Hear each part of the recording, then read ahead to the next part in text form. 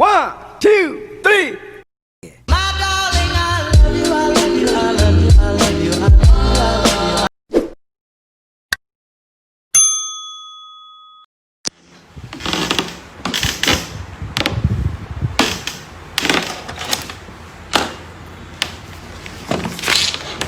Magandang umaga po sa inyong lahat. Muli po, nagbabalik po ang inyong lingkod, si Colonel Jaime Santos, ang Chief of Police po ninyo dito sa San Juan City Police Station, Eastern Police District, NCRPO. Magandang umaga po ulit. Alam niyo po, kaya po ako nag-live uli ngayon, no? May mga nag-request po, no, na atin pong ipaliwanag yung naunsyami o naudlot na face shield scam dito sa San Juan City kagabi.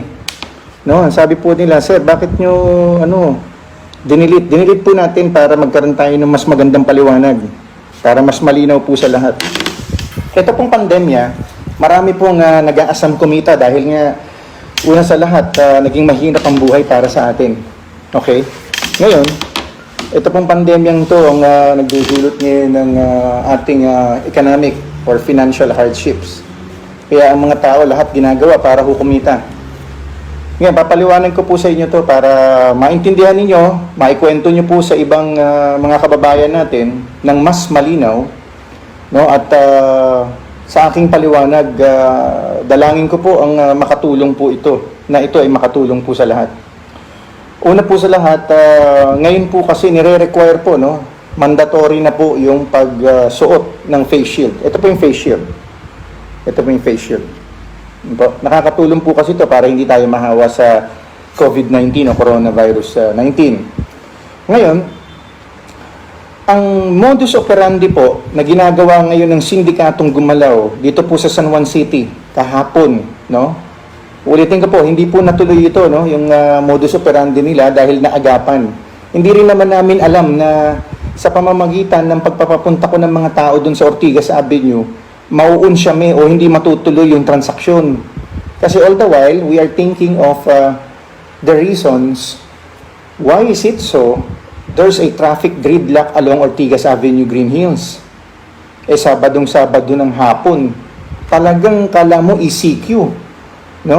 Talagang all piled up po ang mga sasakyan. So, ang ginawa ko po, pinapunta ko po ang aking Substation 1 Commander, si Lieutenant Abinoha, ang staff duty officer po namin, si Lieutenant Reyes, si Major Escresa po, ang aming operations officer. Pinapunta ko po lahat doon. Pati ho yung mga SWAT namin. Kasi talagang ang daming tao. Pinatikitan ko po yan for violating the curfew and illegal parking along the main road.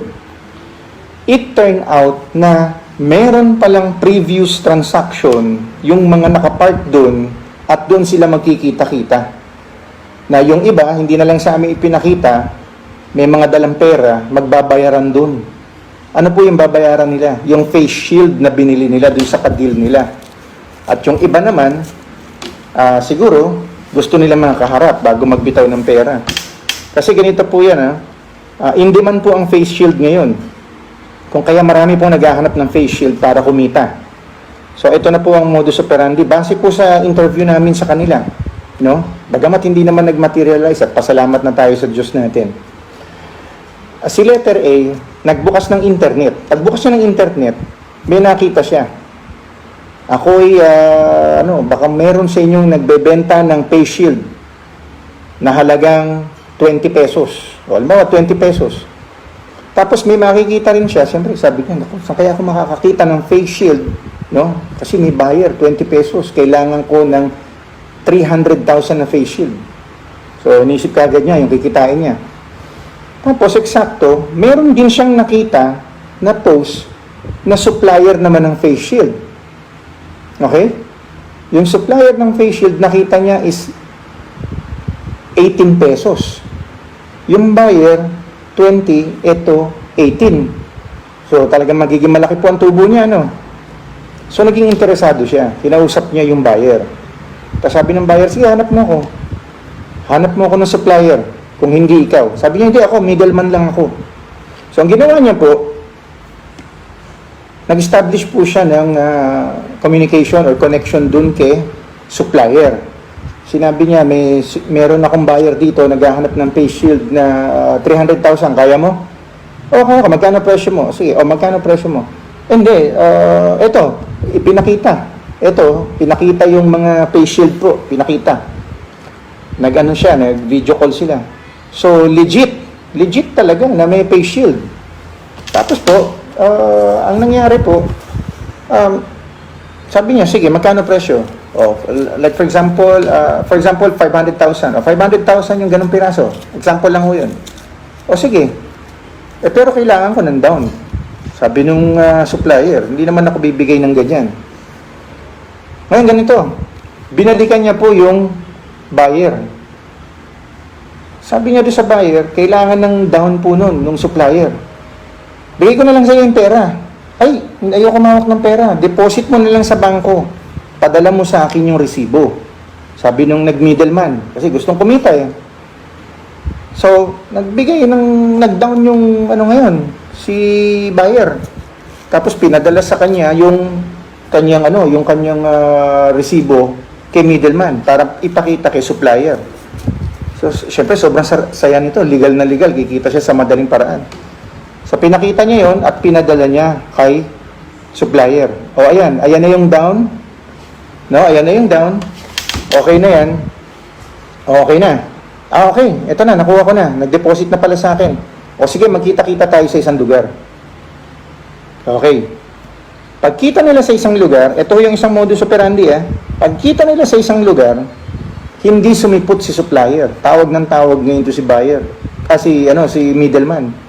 Galit na tong si buyer. Sabi ni buyer, nasaan na? Kala ko ba, nasaan na ngayon? Andali, ipakukulong kita. Sabi niya kay middleman. Tumawag ngayon to si buyer ng pulis, kunwari. Takot na takot si middleman. Sige, para hindi kita ipakulong, bayaran mo na lang. Kahit kalahati. So, kung 500,000 yung dinown ko, bayaran mo akong 250. Pagkatapos nun, kanya-kanya na sila kanya-kanya na silang direksyon sa buhay. Lumipad ngayon yung 250,000 ni middleman. Yun po yung isa. Ito po yung pangalawang modus. Yung pangalawang modus, ganyan din, pero etong si middleman, hindi na siya kumuha ng pera sa buyer. Siya na ang nagbayad. Pera na niya yung ginamit niya. Kinausap niya yung nanay niya. Nay, pautang muna. 500,000 lang. Sample lang mo ito 500,000 lang. Kikita tayo dito. Binayaran niya. Pinadala niya kay supplier yung resibo ng bangko na binayaran niya sa bangko. Tapos nagkita sila sa isang lugar. May usapan sila. Hindi na nagpakita si supplier. Naloko ngayon siya. Ganun po dapat yung mangyayari kahapon dito sa Ortigas, sa San Juan. May deal po na 5 million, 1 million, hanggang 16 million meron. Tapos, hindi dumating si supplier. Ngayon, ang hinala namin, base sa aming investigasyon, kaya hindi dumating, dapat makikipagkita sa kanila. Kaya lang, yung mga ganyan, may mga advance party yan sa location, sa area. Hindi dumating. Kaya sabi ng mga tao, tulungan nyo kami, sir. Kadil ko 16 million. Ako, 5 million. Ako, 2 million. Buti, dumating yung mga pulis na hindi naman namin alam yung nangyayari. Akala namin simpleng traffic lang. Traffic problem. Nung sabi ko, hindi. Imbitahan mo lahat yan sa station para malaman natin kung ano totoo. Bakit sila nagkakagulo dyan sa area? Yun pala, hinihintay nila yung supplier ng face shield. Hindi ko rin alam kung yung iba nakapag-deposit na. Ayaw lang aminin o ayaw lang sabihin dahil nahihiya. Pero yung iba ko nandito, nagpunta ko sila dito at sinabi nila. Kaya lang sabi nila, sir, hindi naman natuloy, hindi na kami magbibigay ng statement. Nagmamadali kami, abala. Pero uulitin ko po sa inyo, ingatan po natin, yan po ay napakabigat na modus operandi. Maliit man ang halaga o malaki, lolokohin pa rin po kayo. Kaya ito po, uulitin ko po, paki-share po itong aking video kasi first time po ito dito sa San Juan. At buti na abata namin na hindi rin naman namin alam na yun ang dahilan. siguro niloob na lang talaga ng ating Diyos na mangyari yun para hindi maloko yung mga kababayan natin.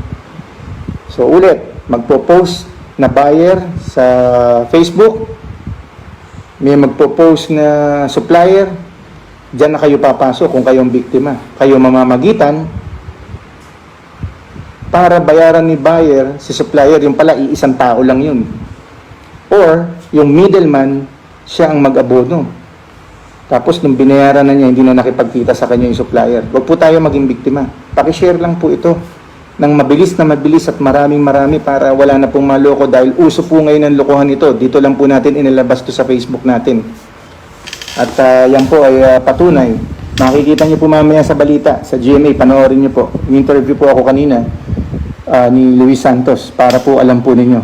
Huwag po tayo mag-asam ng malaking halaga, malaking kita dyan sa face shield at hindi po totoo yan. Hindi po totoo yan. Maloloko lang po tayo yan. Muli po, magandang umaga po sa ating lahat at God bless us all. Thank you po. Oh.